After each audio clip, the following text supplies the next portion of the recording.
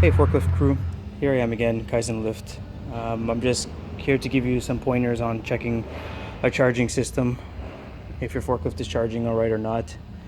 I'm going to be using a simple tools of a amp clamp and a voltmeter. Okay, I just want to start the video saying that this is the incorrect battery for this forklift, but I just had to throw one in there and put a little block of wood just in case. But you should always put whichever battery was originally in. Don't modify. You shouldn't be modifying anything unless you know what you're doing, but this is completely incorrect. It's not the right size. Again, I'm using a piece of block to hold it down, but this is just for video purposes. Okay, make sure you have the battery light on. Okay, if the bulb is blown or maybe a broken wire, whichever the case, that excites the alternator, and without it the alternator doesn't charge whatsoever. So make sure you have that light first. Okay, so one of the first things I want to check is the battery. Make sure that the battery is at a good state. So mine's at 12.7. You want to check while cranking. You shouldn't drop anything below 10. If it does, then you should probably want to get a fresh battery first before doing any further tests.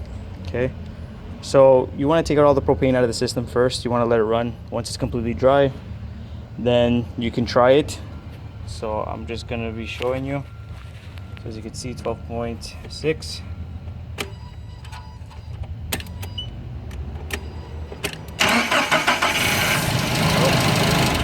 Sorry, looks like there's still a little bit of propane in the system. Okay, so it should be all of it now. So 11.3, that's a good battery to me.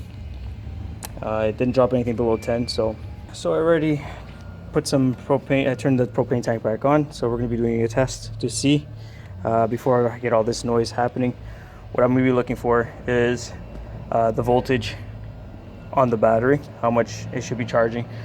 On forklifts, I've never seen any ones that gone beyond 15 volts. 15 volts is a little bit too high for in my opinion. Even anything over 14.5 is a little bit questionable, but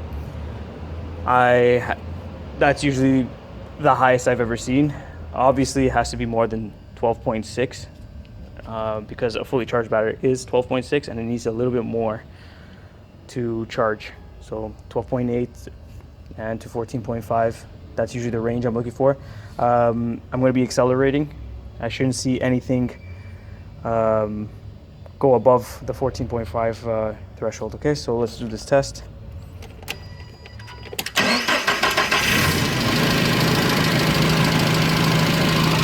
Okay, there you have it. 13.5. It's increasing. So I'm going to hit the gas now.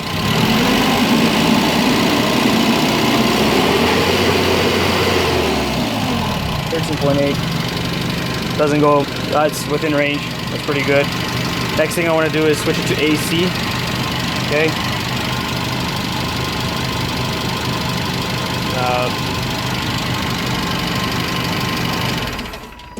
Anything on that AC setting, anything more than 0.05, I'd be concerned, because this is strictly DC. Shouldn't be going anything AC.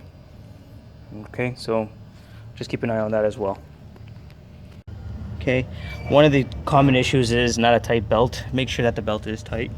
Okay, so now I have the amp clamp hooked up right to the alternator. That's where I usually like to test it, just to see what's coming out of the alternator.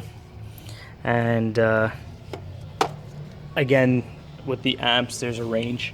I normally see anything between 4 to 20 amps. That's usually a normal range. I have seen it sometimes hit 30, but that's because maybe the battery's condition is not the greatest.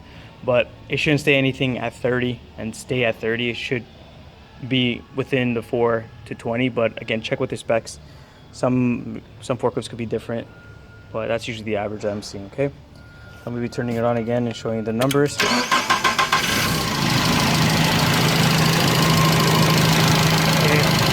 now you can see it 4.2. That's about right. Please ignore the minus. I have it the wrong way. With an amp clamp, it always has to be in the direction of the amperage going into, or else it's going to show you a negative. So I already tested this beforehand, so you have to believe me on this. It is at 4, not -4. Okay. Something I didn't show you, but with the amp clamp as well, you should be hitting the throttle to see that amperage change with higher speeds. If something's going on with the alternator or anything else along the lines, it will change, and it could be get out of range from that.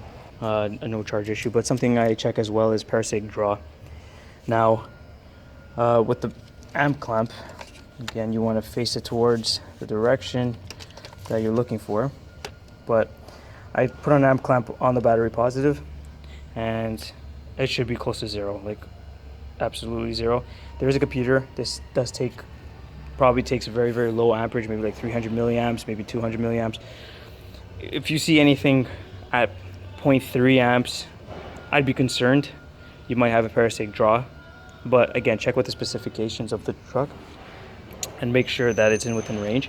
But that will kill the battery overnight. If something is slowly draining the battery overnight, sure enough, it might look like your charging system's not working, a battery or something along those lines.